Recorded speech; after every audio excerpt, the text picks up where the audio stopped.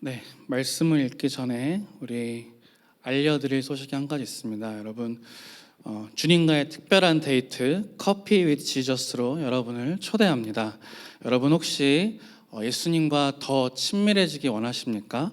혹은 예수님에 대해서 더 알기를 원하십니까? 우리가 누군가와 친해지기 위해서는 그 사람과 많이 시간을 보내고 대화를 나누고 함께 무언가를 하는 그런 시간들이 필요합니다. 예수님과도 마찬가지죠. 여러분이 예수님과 더 가까워지기 원한다면 예수님과 더 많은 시간을 보내셔야 합니다. 여러분, 그래서 예수님과 함께 매일 커피 한 잔 마실 정도의 그런 시간을 내봅시다. 참여할 수 있는 방법을 알려드리겠습니다. 저희 응암교회 청년부 카카오톡 채널에 매일매일 하루의 묵상을 돕는 포스트가 올라올 겁니다.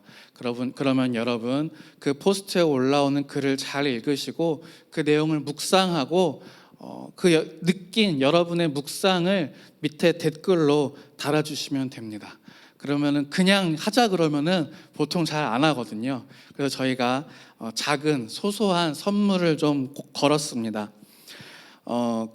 그날 당일 올라오는 포스트에 당일 달린 댓글에 한해서 5일 동안 5일 중에 2일 이상 댓글을 다신 분들께 커피 한 잔을, 5일 동안 매일 댓글을 다신 분께는 커피 2잔을, 그리고 모든 댓글 중에 이게 가장 최고의 베스트 댓글인 것 같다라고 선정되는 그 댓글을 다신 분께는 커피 2잔과 작은 케이크 한 개를 저희가 선물로 드리도록 하겠습니다.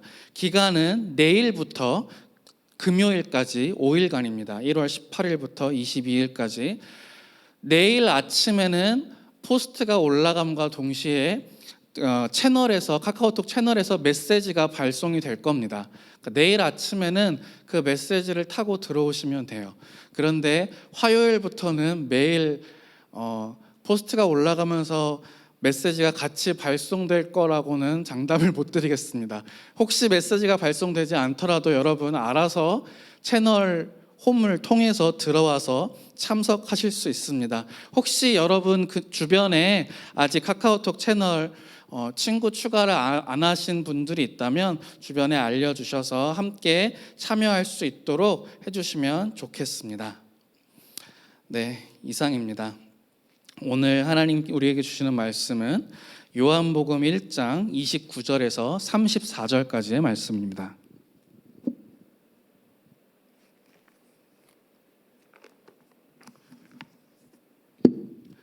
요한복음 1장 29절부터 34절 하나님의 말씀을 봉독합니다.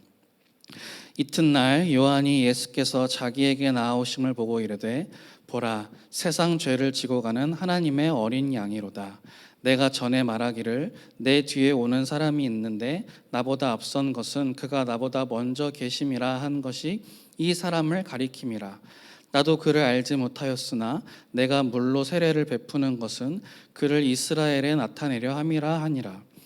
요한이 또 증언하여 이르되 내가 보매 성령이 비둘기같이 하늘로부터 내려와서 그의 위에 머물렀더라. 나도 그를 알지 못하였으나 나를 보내어 물로 세례를 베풀라 하신 그이가 나에게 말씀하시되 성령이 내려서 누구 위에든지 머무는 것을 보거든 그가 곧 성령으로 세례를 베푸는 이인 줄 알라 하셨기에 내가 보고 그가 하나님의 아들이심을 증언하였노라 하니라. 아멘.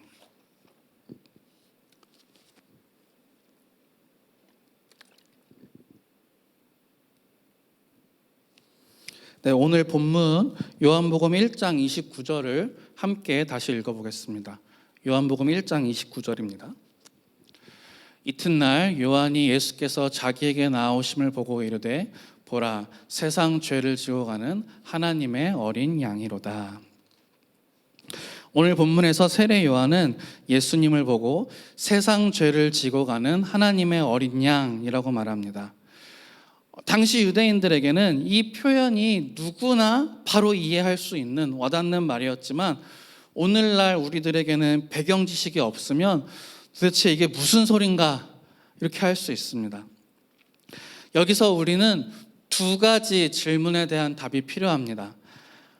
이게 무슨 뜻인가? 그리고 또 하나는 이게 나랑 무슨 상관인가? 지식을 탐구하고 지적인 즐거움을 추구하기 위해서라면 단순히 하나님의 어린 양이라는 말이 무슨 뜻인지 공부하는 것으로 충분합니다. 사실 우리가 책을 읽는 목적 중에서 가장 큰 부분을 차지하는 게 이거죠. 지적인 즐거움, 새로운 지식과 정보를 알게 되는 것. 그렇지만 여러분, 성경책은 다른 책들과는 다릅니다. 성경책은 새로운 지식을 얻기 위해서 읽는 책이 아닙니다. 지적인 즐거움을 추구하기 위한 게 아니고 우리는 성경의 지식을 배우려고 모인 게 아닙니다.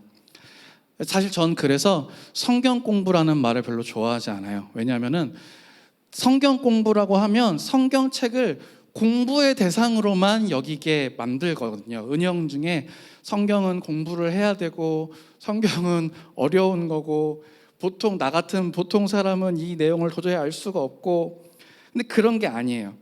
성경 말씀이 지식으로만 머무는 것은 바람직한 일이 아닙니다. 성경 말씀은 지식에서 능력이 되어야 하는 거예요. 능력이 돼야 돼요. 이 성경 말씀이 과연 나와 무슨 상관인가? 이 말씀이 나에게 어떤 의미가 있는가? 말씀과 나는 어떤 관계가 있는가?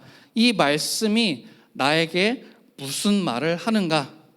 말씀과 관계를 맺고 말씀과 이야기를 나눠야 합니다. 도대체 말씀이 뭐길래 말씀과 관계를 맺고 말씀과 이야기를 나눈다는 말인지, 우리 요한복음 1장의 말씀을 좀 다시 읽어보도록 하겠습니다. 요한복음 1장 1절부터 3절에 이렇게 되어 있죠. 태초에 말씀이 계시니라. 이 말씀이 하나님과 함께 계셨으니 이 말씀은 곧 하나님이시니라. 그가 태초에 하나님과 함께 계셨고 만물이 그로 말미암아 지은 바 되었으니 지은 것이 그가 없이는 된 것이 없느니라. 여기 보면은 이 말씀이 하나님과 함께 계셨고 이 말씀은 곧 하나님이시다, 이렇게 말합니다. 그리고 그 다음에 14절을 보면 말씀이 육신이 되어 우리 가운데 거하심에 우리가 그의 영광을 보니 아버지의 독생자의 영광이요 은혜와 진리가 충만하더라. 말씀이 육신이 되어서 오셨다는 거예요. 이게 누구냐? 18절에 보면 본래 하나님을 본 사람이 없으되 아버지 품속에 있는 독생하신 하나님이 나타내셨느니라. 그러니까 말씀이 육신이 되어서 우리 가운데 오신 분이 바로 예수 그리스도라는 거죠. 독생하신 하나님, 태초에 하나님과 함께 계신 분, 말씀은 예수 그리스도예요. 우리는 성경 말씀을 통해서 예수님과 관계를 맺는 거예요. 예수님과 대화를 나누는 거예요. 성경은 다른 모든 책과 달라요. 우리는 죽어버린 예수의 말을 공부하는 게 아니고 살아계신 예수님과 이 성경 말씀을 통해서 교제를 나누는 겁니다.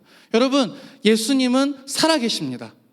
여러분, 이 말을 믿으십니까? 이게 그냥 지식으로만 믿는 게 아니고 예수님이 살아계시다는 게 과연 나랑 무슨 상관인지, 나에게 어떤 의미가 있는지를 여러분이 아셔야 돼요. 예수님이 살아계시기 때문에 우리가 이 말씀을 통해서 예수님과 교제할 수 있다는 거예요. 우리 이 기독교라고 부르는 것, 우리가 교회에 와서 예배를 드리는 것, 우리들은 죽어버린 예수를 추모하고 그의 뜻을 기리고 그분을 떠올리면서 슬퍼하는 게 아니에요. 우리는 살아계신 예수님과 함께 교제하고 동행하고 기뻐합니다. 여러분, 살아계신 예수님을 바라보십시오. 여러분에게 말씀하시는 예수님의 음성에 귀를 기울이세요. 이 말씀을 통해서, 이 말씀 속에서 예수님은 여러분에게 말씀하고 계십니다. 혹시 이게 무슨 말인지 잘 안 와닿으시나요? 머리로는 알겠는데 그래서 그게 어떤 식으로 이루어진다는 것인지 여러분 잘 모르시겠나요? 그렇다면 여러분 아직 복음의 능력이 뭔지 잘 모르는 거일 수 있어요. 예수님이 살아계시다는 게 지식으로만 머물러 있는 거예요. 복음의 참맛을 아직 보지 못했어요. 막 수박이 여기 있는데 수박 겉에 껍데기만 막 이렇게 핥으면서 속으로는 이거 껍데기 별로 맛없는데 수박이 원래 이런 맛인가 봐. 다들 이런 걸 맛있다고 하나? 라고 속으로는 생각하면서 겉으로는 사람들한테 수박이 참 맛있네요 라고 말한다면 그것처럼 불쌍하고 안타까운 일이 없겠죠. 그 수박의 빨간 속을 먹어야죠. 그 단맛을 봐야죠. 그래야 수박이 얼마나 시원하고 달콤하고 그것을 사람들에게 전하고 내가 그 맛을 누리고 즐길 수 있지 않겠습니까? 여러분, 이왕 교회를 다닌다면, 여러분 이왕 예수를 믿기로 했다면 제대로 믿고 복음의 능력이 뭔지, 예수님과 함께 산다는 게 뭔지, 그 수박의 빨간 속살을, 이 복음의 핵심을 마음껏 즐기고 또 전해야 되지 않겠습니까? 말씀에 귀를 기울여도 잘 안 들릴 수도 있어요. 말씀을 아무리 봐도 나에게 뭐라고 하시는지 잘 모를 수도 있어요. 그럴 수도 있습니다. 그건 왜 그러냐면 예수님이랑 안 친해서 그래요. 안 친한 사람의 말은 이렇게 뭐라고 하는지 잘 알아듣기가 어려워요. 친해져야 그 사람의 목소리도 귀에 익숙해지고 그 사람이 말하는 방식, 표정이나 제스처, 표현의 방법, 그런 것들이 눈에 들어오면서 그 사람의 말을 더 잘 이해하게 되죠. 예수님과 친해져야 돼요. 그래야 더 잘 알아듣게 됩니다. 여러분, 어떻게 예수님과 친해질 수 있습니까? 새로운 사람들이랑 여러분 어떻게 친해지나요? 만나고 이야기하고 밥 먹고 커피도 마시고 함께 시간을 보내고 그러면서 친해지는 거죠. 상대방의 이야기에 귀를 기울이고 내 마음을 열어서 솔직한 이야기를 하고 그러면서 그 사이가 더 깊어지는 거예요. 예수님과도 마찬가지입니다. 예수님과 함께 시간을 보내야 됩니다. 그냥 예수님이랑 더 친해지고 싶다, 이 바람만으로는 안 돼요. 시간을 들여야 돼요. 예수님의 말씀에 귀를 기울이고 내 마음속 깊은 이야기를 예수님에게 하고 예수님과의 그 1대1의 인격적인 교제를 통해서 더 가까운 사이가 되는 거죠. 우리가 그래서 이 커피 위드 지저스를 하려는 거예요. 예수님과 더 친밀해지기 위해서 여러분이 예수님과 함께하는 시간을 늘려보자는 거예요. 일주일에 한 번씩 이렇게 공예배 다 같이 와서 단체로 드리는 이런 예배뿐만 아니라 예수님과 나 단 둘이서 조용하게 1대1의 개인적인 관계를 가지는 시간을 마련하자는 거죠. 커피 한잔 하면서. 여러분, 그러니까 이 커피 위드 지저스에 여러분 많이 참여해 주시기 바랍니다. 이 시간을 통해서 여러분이 예수님과 더 친해지기를 바랍니다. 그래서 주님과 함께하는 참 기쁨과 복음의 능력이 무엇인지 알고 누리면서 사는 그런 복된 인생들이 되셨으면 좋겠어요. 정말이에요. 자, 그러면 과연 오늘 본문으로 돌아와서 이 하나님의 어린 양이라는 이 말이 무슨 뜻인가? 우리가 잘 아는 다른 말이 있어요. 하나님의 어린 양 말고 다른 말. 뭐냐 하면 바로 희생양이라는 말이에요. 희생양. 희생양이라는 말은 다 들어보셨죠? 아마 써보기도 했을 거예요. 두 가지 사용법이 있는데 남을 희생양 삼아서 내가 빠져나가는 그런 게 아니라 예수님이 다른 사람들을 구하기 위해서 희생양이 되셨다는 거죠. 그런 의미의 희생양을 말하는 거예요. 예수님이 무엇을 희생하셨나요, 여러분? 혹시 아세요? 아까 읽었던 요한복음 1장 14절을 다시 읽어보겠습니다. 말씀이 육신이 되어 우리 가운데 거하심에. 예수님은 하나님과 함께 계셨고 하나님이신데 육신이 되셨다. 이 말은 무슨 말이냐면은 사람이 되셨다는 거예요. 하나님이신데 사람이 되셨다는 거예요. 빌립보서에 조금 더 자세하게 나왔는데 빌립보서 2장 6절 7절을 한번 같이 읽어보겠습니다. 그는 근본 하나님의 본체시나 하나님과 동등됨을 취할 것으로 여기지 아니하시고 오히려 자기를 비워 종의 형체를 가지사 사람들과 같이 되셨고. 예수님이 사람이 되셨어요. 사람이 되신 게 무슨 희생이냐? 여러분, 맨날 깨끗한 옷만 입던 사람이 어느 날부터 더러운 옷을 입고 다닐 수 있겠습니까?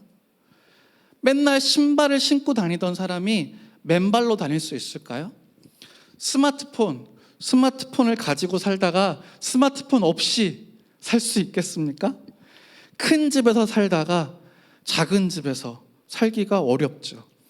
다른 사람을 시키는 인생을 살다가 다른 사람이 시키는 걸 내가 해야 되는 그런 인생을 살기란 어려운 일이에요. 같은 사람끼리도 이래요, 여러분. 같은 사람끼리도 어려운 이웃에게 가서 돕는 거, 그 사람의 삶의 터전에 가서 잠깐 시간을 같이 보내면서 돕는 거를 봉사활동이라고 부르면서 칭찬을 하죠. 그만큼 그런 일을 하는 사람이 적고 관심이 없고 막상 하려고 들기가 어렵기 때문이에요. 내가 누리던 것을 포기하고 편리한 것을 포기하고 높았던 것을 포기하고 내가 할 수 있는 것을 못하게 된다는 거, 이건 굉장히 어려운 일이죠. 사람끼리도 이런데 사람이 만약에 개나 고양이가 된다면 어떨까요? 아니면 사람이 개미가 된다면 어떨까요? 같은 사람끼리도 다른 처지가 돼서 사는 게 어려운데 말도 못하고 손도 못 쓰는 그런 동물이 되고 막 너무 작아가지고 막 눈에 보이지도 않는 그런 개미가 되고, 그러면 그 불편함, 그 어려움, 그거는 이루 말로 다 할 수가 없겠죠. 하나님의 아들이신 예수님이 사람이 된다는 것은 사람이 개미가 되는 것 그 이상으로 엄청난 일인 거예요. 요한복음 1장 2절 3절을 다시 읽어보겠습니다. 잘 읽어보세요. 그가 태초에 하나님과 함께 계셨고 만물이 그로 말미암아 지은 바 되었으니 지은 것이 하나도 그가 없이는 된 것이 없느니라. 예수님은 태초에 하나님과 함께 이 세상을 창조하셨어요. 여러분 무언가를 만들어 보신 적이 있으세요? 무언가를 만들어낸다는 것은 아주 어려운 일이죠. 재료를 가지고 만들어내는 것도 어려운 일이에요. 그런데 무에서 유를 창조한다는 건 사람으로서는 불가능한 일이죠. 그런데 단순히 무에서 유를 창조한 게 아니라 예수님은 이 세상 전체, 우리가 보고 듣고 경험한 이 모든 것을 창조하셨어요. 이 세상을 만들 수 있을 만큼 엄청난 능력, 모든 것을 할 수 있는 전능함이 있고, 그리고 태초부터 지금까지, 그리고 앞으로도 영원토록 계시는 그런 시간과 공간을 초월하신 분이에요. 예수님은 그런 분이에요. 그런데 그런 분이 마국간에서 태어나서 말구유에 누우셨어요. 돌보는 부모가 없이는 생존할 수 없는 연약한 인간 아기가 되셨어요. 전능함을 포기하고 무능한 인간이 되는 것, 영광을 포기하고 이 세상에 오신 것, 하늘 보좌를 포기하고 마국간에 오신 것, 여러분, 이건 예수님의 정말 놀라운 자기 희생입니다. 우리가 상상도 할 수 없는 거예요. 또 하나는 예수님은 사람이 되셨을 뿐만 아니라 섬김을 받아 마땅하신 분이 도리어 섬기러 오셨어요.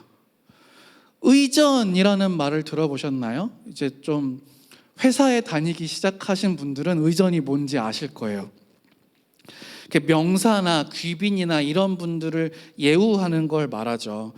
나라에서, 국가에서는 대통령을 비롯한 고위 관료들의 의전 순서 및 방식이 다 정해져 있어요. 대통령이 올 때는 어떻게, 국무총리가 올 때는 어떻게, 누구가 같이 올 때는 누가 1번이고 누가 2번이고 누가 3번이고 이게 다 정해져 있어요. 기업이나 각종 단체에서도 고위직이나 귀빈을 맞이할 때 의전에 굉장히 많이 신경을 씁니다.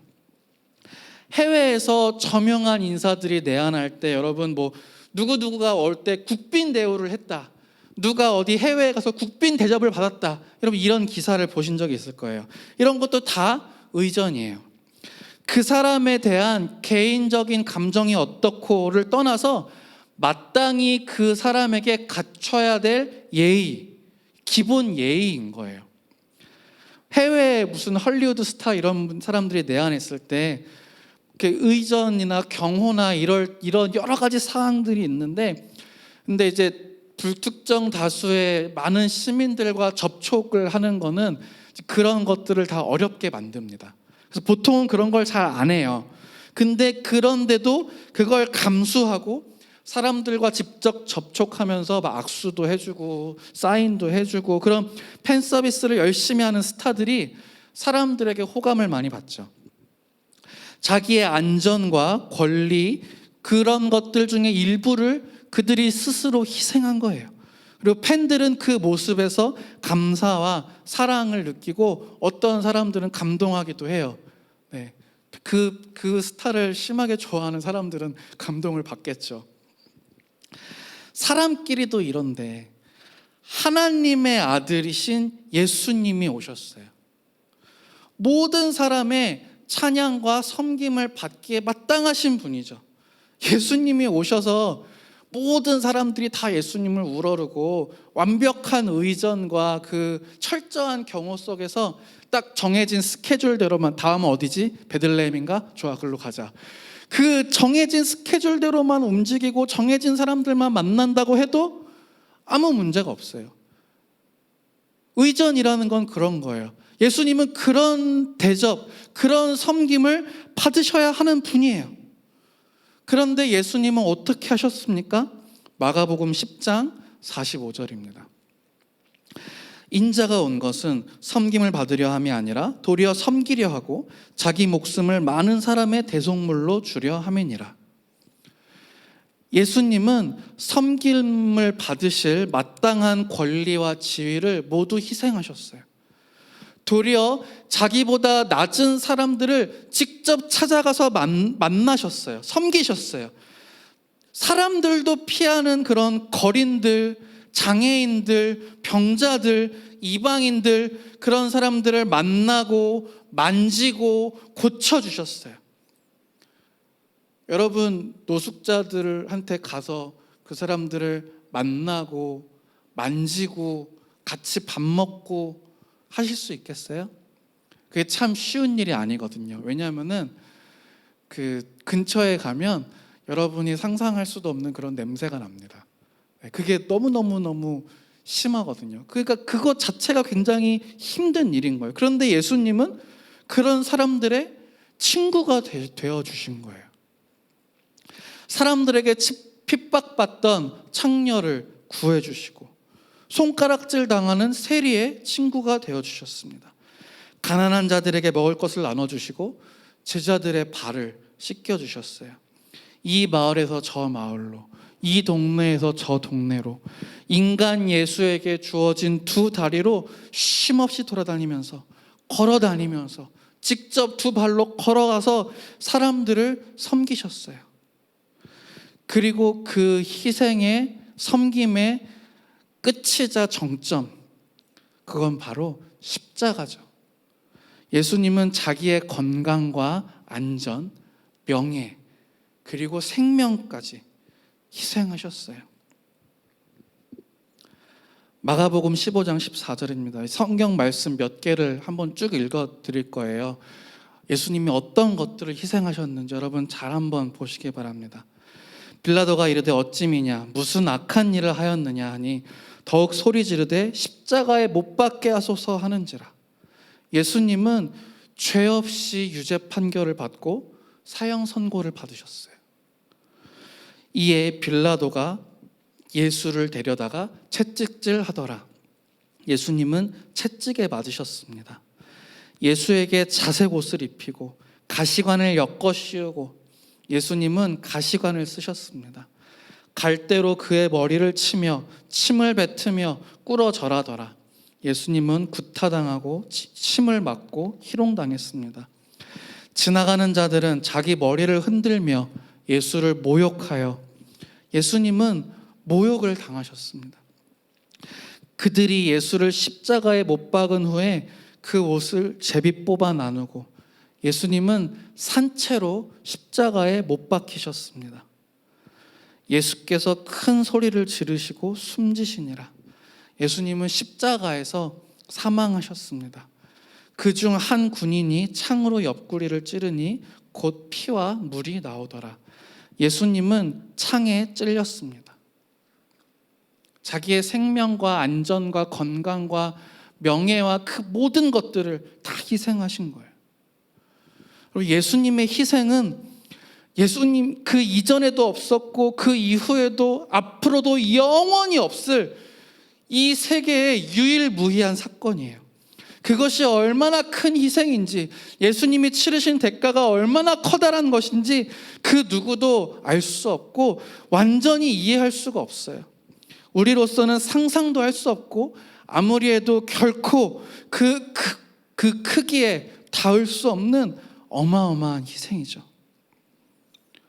예수님이 그런데 왜 이런 희생을 하셨습니까? 아까 처음에 읽었던 본문에서 이렇게 나와 있었죠. 세상 죄를 지고 가는 하나님의 어린 양. 세상 죄를 지고 가는 희생양이라는 거예요.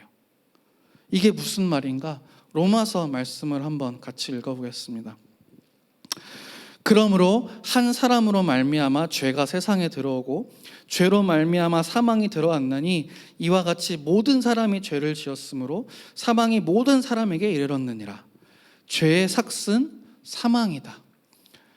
이제 죄 이야기를 하면 저게 나랑 무슨 상관이 있나? 내가 죄와 무슨 상관이 있나? 이렇게 생각할 수가 있어요. 내가 죄인이다. 이걸 그냥 피상적으로만 그냥 배웠으니까 아는 그런 정도로만 생각할 수 있는데 좀 알기 쉽게 설명을 한번 해볼게요. 어떤 건물에 불이 나면 그 건물 안에 있는 모든 사람들이 그 불의 영향을 받게 돼요. 불이 점점 커지고 공기가 점점 뜨거워지고 연기가 점점 퍼지고 그 건물이 불타는 이상 건물 안에 있는 그 누구도 불의 영향에서 벗어날 수가 없어요. 그거는 나의 능력이나 나의 의지랑은 상관없죠. 내가 어디 잘 피했어요. 어떻게 이렇게 손으로 막았어요. 그렇다고 해도 그 건물 안에 있는 이상 결국 내가 그것을 견딜 수 없는 포인트가 오게 돼 있어요. 왜냐하면 그 불이 꺼지지 않으니까. 점점 더 뜨거워지고 숨 쉴 수 있는 공기는 점점 더 없어지고, 불을 끄지 못하면 건물 안에 있는 이상 모든 사람이 다 사망하게 되어 있습니다. 피할 수 없는 결말이에요. 근데 지금 우리의 상태가 그렇다는 거예요. 이 세상이라고 하는 건물에 죄라고 하는 불이 붙었어요. 이 세상에 있는 그 누구도 이 죄의 영향력에서 벗어날 수 없어요. 죄를 피하기 위해서, 죄를 짓지 않기 위해서 개인적인 노력을 할 수도 있죠. 자기의 능력이나 의지에 강하고 약하고 그런 거의 차이에 따라서 누구는 정말 법 없이도 사는 사람이야 라는 생각이 들 수도 있어요. 그렇지만 개인의 능력과 의지와 상관없이 누구나 다 자기의 한계 이상으로 죄의 영향을 받게 돼 있어요. 그리고 그 죄의 결과는 죽음인 거예요. 이 세상에서 탈출하지 않는 이상 이 죄의 영향력을 피할 수 없어요. 그런데 탈출할 수가 없어요. 왜냐하면 죄라고 하는 이 불이 탈출할 수 있는 그 통로를 막아버렸거든요.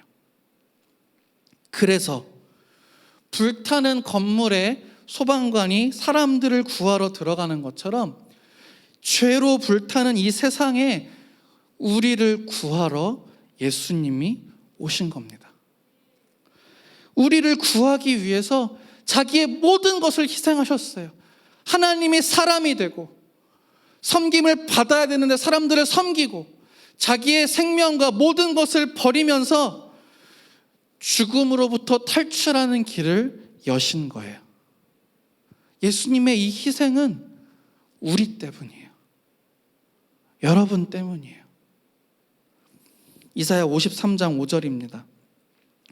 그가 찔림은 우리의 허물 때문이요 그가 상함은 우리의 죄악 때문이라. 그가 징계를 받음으로 우리는 평화를 누리고 그가 채찍에 맞음으로 우리는 나음을 받았도다. 지난 2016년 9월 22일에 작성된 화강윤 기자의 기사를 제가 하나 읽어드리도록 하겠습니다. 약간 일부분을 발췌해서 읽어드릴게요. 2016년, 지금부터 5년 전이죠 횟수로, 2016년 9월 9일 새벽 4시 20분쯤에 서울 마포구 서교동의 한 5층짜리 다세대 주택 3층에서 불이 났습니다. 이 불로 20대 남성 1명이 중태에 빠진 것을 비롯해 2명이 다치고 5명이 연기를 마셔 병원으로 옮겨졌습니다. 그리고 이 중태에 빠진 1명은 열흘 후에 결국 사망했습니다. 중태에 빠졌던 28살 안치범 씨는 이 건물 4층 주민이었습니다. 그는 맨 처음 화재를 신고한 사람이었습니다. 현관 CCTV에는 안 씨가 가장 먼저 대피해서 1층으로 내려왔다가 다시 건물로 뛰어들어가는 모습이 찍혀 있었습니다. 연기와 열기가 가득 찬 건물 안으로 뛰어든 안 씨는 결국 5층 계단에서 쓰러진 채 발견됐습니다. 의식을 회복하지 못한 안 씨는 10여일 후인 9월 20일 새벽 1시 50분에 끝내 숨졌습니다. 그 당시 28세였습니다. 화재는 3층의 한 방에서 누군가가 불을 놓아서 시작됐습니다. 경찰은 중국 동포인 20대 남성 김모 씨를 방화 혐의로 붙잡아 조사하고 있습니다. 그 방에서 함께 살던 연인이 결별을 요구한 것이 동기인 것으로 조사를 했습니다. 당시 상대 여성은 집에 없었지만 홧김에 시작된 불은 주변으로 번지고 연기를 내뿜으며 20여 가구가 사는 건물 주민들의 생명을 위협했습니다. 대부분 잠들어 있었을 새벽 4시, 큰 인명피해로 이어질 수도 있었습니다. 하지만 다행히도 최초 신고자인 안 씨를 제외하고는 이렇다 할 큰 인명피해가 없었습니다. 가장 먼저 몸을 피했던 안 씨는 왜 다시 건물에 들어갔을까요? 주민들은 입을 모아 어떤 남자가 돌아다니며 초인종을 누르고 문을 두드리면서 다녔다고 말하고 있습니다. 5층에 사는 신모 씨는 깊은 새벽 누군가가 문을 두드리며 나오세요! 라는 외침을 듣고 화재를 알게 됐습니다. 불이 시작된 방 맞은편에 있던 20대 여학생도 복도에서 3차례나 나오세요! 라고 외치는 남성의 목소리를 듣고 연기를 확인한 뒤 밖으로 몸을 피했습니다. 4층 주민 오모 씨는 당시 잠들어 있다가 누군가가 초인종을 누르는 소리를 듣고 깨어나서 불이 난 사실을 알게 됐습니다. 현장에 출동했던 소방관은 안 씨가 몸에 지닌 것도 없이 옥상으로 올라가는 계단에 쓰러진 채 발견됐다며 사람들에게 위험을 알리고 정작 자신은 연기를 많이 마셔서 쓰러진 것으로 보인다고 설명했습니다. 그러니까 어떻게 된 거냐면 이 안치범 씨가 1층에 내려와서 화재를 확인하고 119에 신고한 다음에 다시 건물로 뛰어들어가서 집집마다 다니면서 다 초인종을 누르고 나가세요 소리 질러가지고 사람들을 다 대피하게 한 거예요. 그런데 그렇게 하다가 정작 자기 자신은 연기를 너무 많이 마셔가지고 5층에서 쓰러져서 사망을 한 거죠. 안치범 씨의 방에는 바깥으로 연결된 베란다가 있었습니다. 그는 대피하지 않았어도 방에 있다가 베란다에만 나갔어도 변을 당하지 않았을 겁니다. 안치범 씨의 부모님들은 안치범 씨 생전에 TV를 보다가 나눴던 대화를 떠올렸습니다. 치범아, 저런 위급한 상황에서는 꼭 네 목숨을 살려야지 남의 목숨 살리다가 네 목숨 버리면 절대 안 돼요 라고 내가 그랬더니 화를 내면서 나보고 도와주면서 살아야지 그렇게 살면 안 된다고 그랬어요. 이게 그 사망한 안치범 씨의 어머니가 이렇게 말을 한 거예요. 안치범 씨 생전에 그런 얘기를 했다는 거죠. 고 안치범 씨는 그로부터 얼마 후에 의사자로 지정이 되었습니다. 여러분, 이 안치범 씨가 꼭 그렇게 해야만 됐던 건 아니에요. 그냥 대피해 있었더라면 살았을 거예요. 하지만 그는 자기가 해야 한다고 믿는 일을 했죠. 자기는 죽었지만 그 희생으로 많은 사람들이 살았습니다. 그런데 처음부터 내가 이 사람들을 살리고 죽으리라 라는 그런 작정으로 들어간 건 아니었어요. 처음부터 희생하려고 들어간 건 아니었지만 올바른 일을 하다가 희생당했죠. 여러분, 예수님이 하신 희생, 그런 것들을 꼭 하셔야 했던 건 아니에요. 꼭 하셔야 했던 건 아니에요. 예수님도 안치범 씨처럼 자기가 해야 한다고 믿는 일을 하신 건가요, 그러면? 예수님은 다릅니다. 어느 날 밤 갑자기 불이 난 게 아니에요. 태초부터 하나님과 함께 계시면서 그 하나님의 계획 안에서 이 모든 것들, 이 모든 희생을 감수하셨어요. 예수님은 처음부터 자기 자신을 희생하기로 작정하고 그것을 계획하고 그것을 실행하셨어요. 왜 그렇게 하셨습니까? 예수님이 왜 그러셨습니까? 요한복음 3장 16절입니다. 하나님이 세상을 이처럼 사랑하사 독생자를 주셨으니 이는 그를 믿는 자마다 멸망하지 않고 영생을 얻게 하려 하심이라. 사랑하니까. 예수님은 우리를 사랑해서 우리를 구하기 위한 희생양이 되신 거예요. 자기의 모든 것을 걸고 우리를 사랑하신 거예요. 여러분, 여기서 나와의 접점이 생기는 거예요. 예수님이 하나님의 어린 양이신 것이 나와 무슨 상관인가? 예수님이 희생하신 것은 바로 나를 구하기 위해서예요.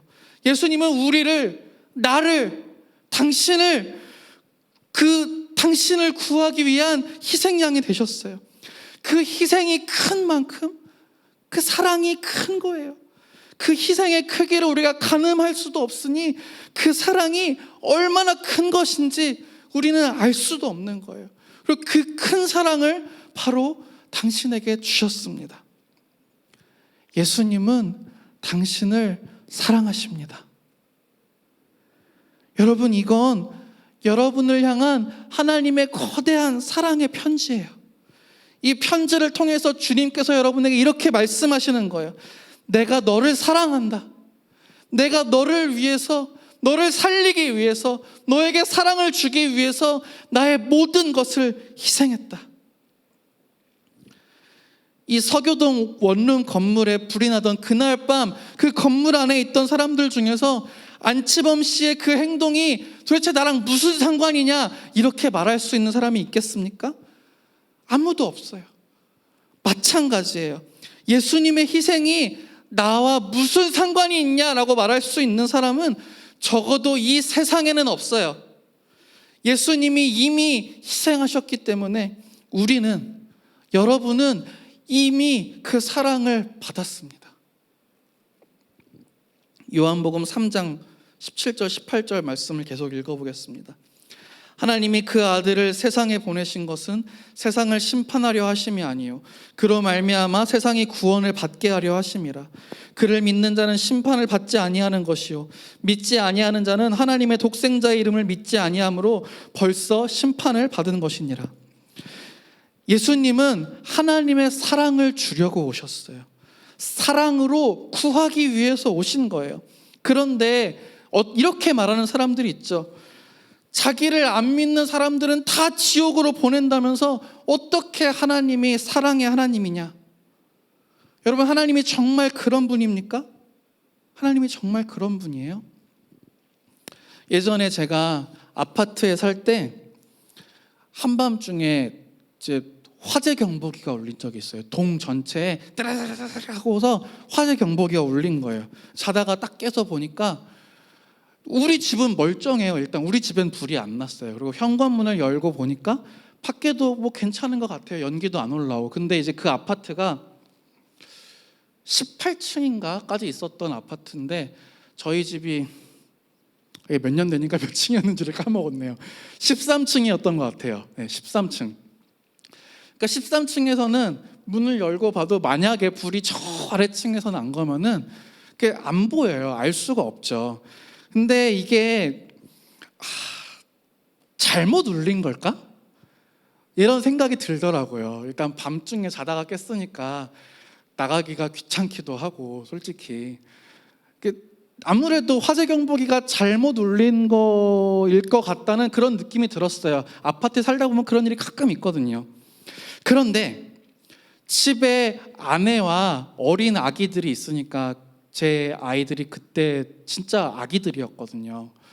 그러니까 이걸 그냥 넘어갈 수가 없겠는 거예요. 만약에 진짜 불이 난 거면 저 혼자 있으면 뭐 어떻게든 피할 수는 있겠는데, 근데 이제 아기들이 있으니까 그럴 수가 없잖아요. 그래서 확인을 해야겠다 싶어가지고 이제 내려왔어요. 내려와서 이제 확인을 해보니까 결국 잘못 울린 거긴 하더라고요. 정말 잘못 울린 거였어요. 그런데 재밌는 건 뭐냐면, 모든 주민들이 다 내려와서 확인을 하지는 않았더라는 거예요. 꽤 많은 사람들, 꽤 많은 가구 수가 살고 있는 아파트인데 그 집마다 한 명씩 내려와서 확인한 것도 아니고, 실제로 내려와서 확인한 거는 그야말로 손에 꼽을 만한 몇 명, 5명도 채 안 됐던 것 같아요. 그런 사람들만 내려왔어요. 나머지는 뭘까요? 제가 처음에 들었던 생각처럼 아니겠지, 잘못 울린 거겠지 이러면서 그 경보를 무시해버린 거죠. 화재 경보기를 믿지 않은 거예요. 만약에 그날 밤에 진짜 화재였다면 아마 인명피해가 꽤 났을지도 모르겠어요. 화재 경보기는 여러분, 모든 사람에게 듣고 움직이라고 울리는 거예요. 듣고 내려오는 사람만 살려주고 안 내려오는 사람은 내버려 두겠다, 이런 작정으로 울리는 게 아니죠. 제발 다들 듣고 피하라고, 그래서 울리는 거예요. 화재 경보기한테 왜 내려온 사람만 살렸어? 왜 네 그 경보를 믿은 사람만 살렸어? 이렇게 할 수 있습니까? 듣지 않는 사람, 들어도 움직이지 않는 사람, 화재 경보기를 믿지 않는 사람, 그 사람의 책임이죠. 예수님은 심판하러 오신 게 아니라 구원하러 오셨어요. 누구는 구하고 누구는 버리기 위해서 오신 게 아니라 구하러 오셨어요. 살리러 오셨어요. 그 손을 잡는 자는 살고 잡지 않는 자는 죽는 거예요. 자기를 따르지 않는 자를 불타는 건물에 내버려 두러 오신 게 아니라 구하러 오신 예수님을 따르는 자들이 살게 되는 거예요. 믿지 않는 자들을 심판하러 오신 게 아니라 믿는 자들을 구원하러 오신 겁니다. 사람들을 구하기 위해서 소방관이 불길을 뚫고 건물 안으로 들어가듯이, 여러분, 예수님은 그보다 더 큰 난관, 더 큰 어려움을 통과하고 가장 큰 희생을 치르면서 최고의 사랑을 가지고 이 세상에 여러분을 구하기 위해 오셨어요. 어둠을 뚫고 죄악으로 더러워진 이 세상에 하늘의 영광을 모두 버리고 사람의 몸으로 오셔서 당신을 구하기 위해서 자기의 생명을 바치셨습니다. 왜냐하면 여러분을 사랑하기 때문입니다. 예수님은 당신을 사랑하십니다. 예수님은 하나님의 사랑을 바로 당신에게, 나에게 전하기 위한 희생양이에요. 그 희생은 이미 치러졌고 여러분은 그 사랑을 이미 받았어요. 지금 여러분에게 하나님의 사랑의 고백이 도착했습니다.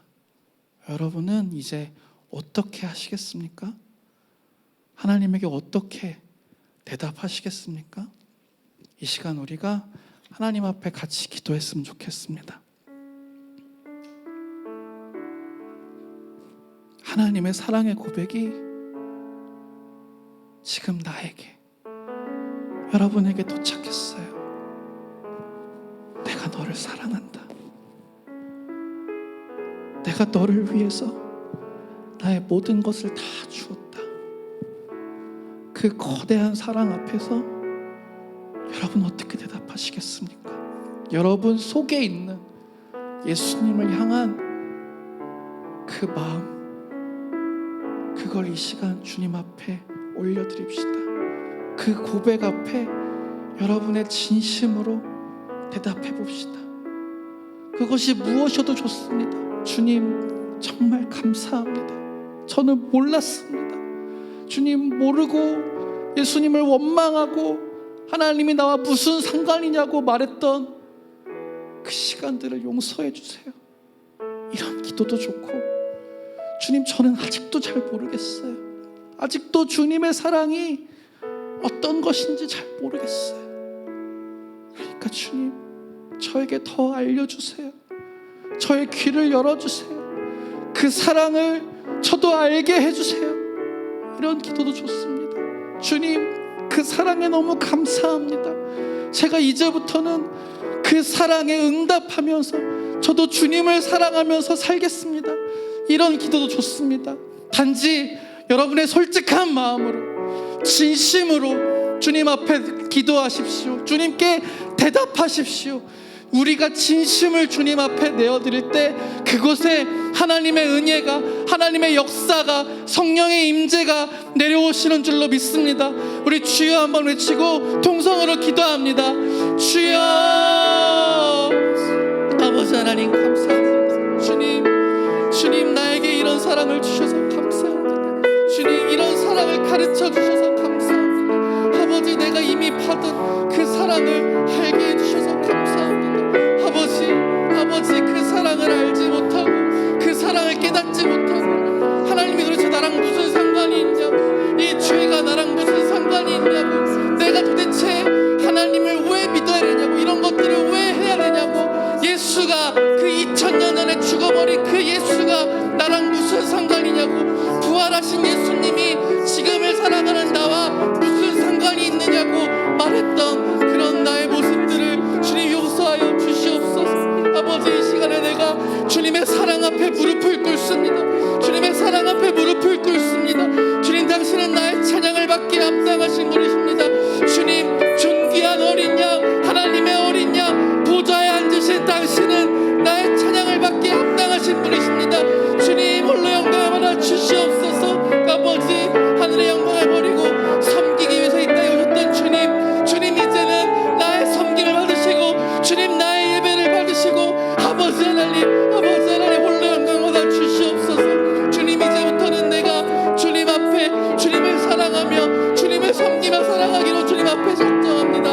아버지 하나님 나를 붙들어 주시고 주님 나를 인도하여 주시옵소서. 주님 앞에 진심으로 전심으로 기도하는 청년들의 심령 가운데 아버지 성령의 충만함을 내려주시고 하나님의 마음을 부어주시고 주님의 사랑을 알고자 갈구하는, 갈망하는, 간구하는 저들의 심령 가운데 주님의 사랑을 넘치도록 부어주시옵소서. 더 알기를 원하고자 하는 청년들에게, 더 느끼고 더 경험하기를 간구하는 그 청년들에게 아버지 하나님 가르쳐 주시고 알려주시고 경험하게 하여 주시고 주님 귀를 열어주셔서 주의 음성을 듣게 하여 주시옵소서. 예수 그리스도와 아버지 하나님 사랑의 관계를 시작하고 지금도 함께 살아계시는 그 예수 그리스도와 동행하는 그러한 인생이 되게 하여 주시옵소서.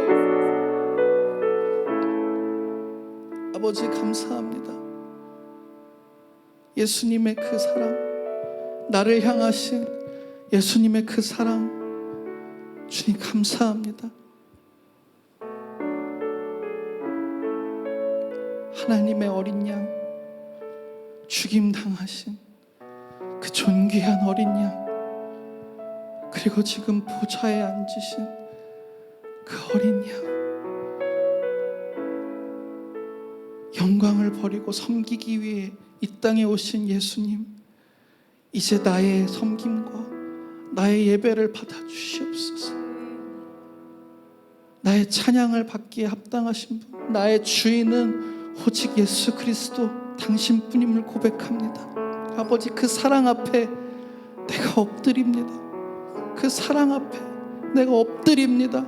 주님 홀로 영광 받아 주시옵소서. 이 시간 주님께 진심을 드리며 그 깊은 마음으로 주님 앞에 나아간 모든 청년들에게 아버지 주님의 놀라운 은혜를 부어주시고 성령으로 충만하게 하여 주시고 그 귀를 열어 주님의 음성을 듣게 하여 주시고 하나님의 사랑을 넘치도록 부어 주시옵소서. 더 알고자 갈망하고 간구하는 그 모든 심령들 가운데 아버지 하나님, 주님의 놀라운 사랑을 넘치도록 부어 주시옵소서. 그렇게 해서 지금도 살아계시고 우리와 함께 계신 예수 그리스도와 사랑의 교제를 시작하며 함께 동행하는 귀하고 복된 인생들이 되게 하여 주시옵소서. 감사합니다. 감사합니다. 이 모든 말씀 우리 주 예수 그리스도의 이름으로 기도합니다. 아멘.